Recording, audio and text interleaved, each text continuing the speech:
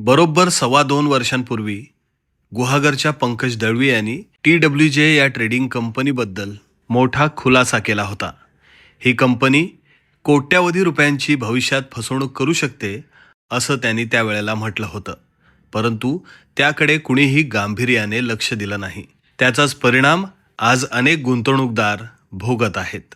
TWJ कंपनीविरोधात Chiplun आणि बुलढाणा इथं गुन्हा दाखल झाला आहे.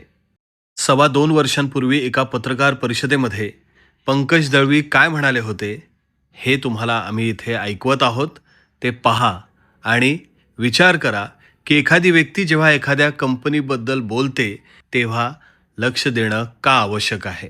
मी याच्याशी जोडला गेलो याचा अर्थ की आमच्या जानवळ्यात, माझं गाव जानवळे आहे आणि तिथे ते क्रिकेट स्टेडियम बनवत होते आणि ते देवराईची जागा ॲक्विजिशन करून ते 2 एकरमध्ये क्रिकेट स्टेडियम करणार होते. त्यावेळी मला ही TWJ कंपनी आणि या संबंधीची माहिती पडली.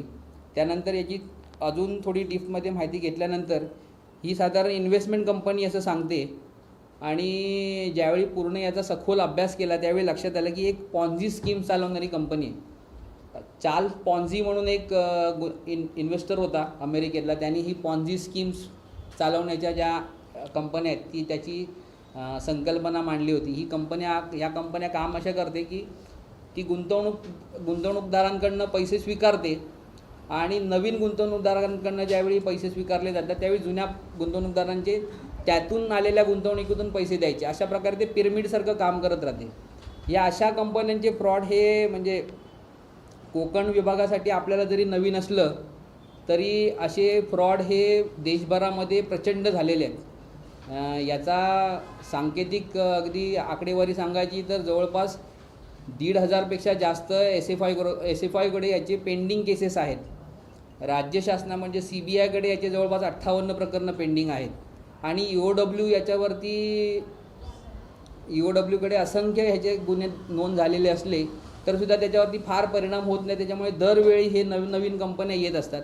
फक्त कोकण विभागामध्ये ही पहिल्यांदा अशा प्रकारची कंपनी आली आणि जी गुंतवणुकीतून पैसे देते म्हणजे मोठ्या प्रमाणावरती मी म्हणेन SM ग्लोबल्स किंवा इतर कंपन्या होत्या पण ज्या प्रकारे TWJ काम करते केवळ त्यांची जी मोडस ऑपरेंडी आहे ती फार विलक्षण आहे.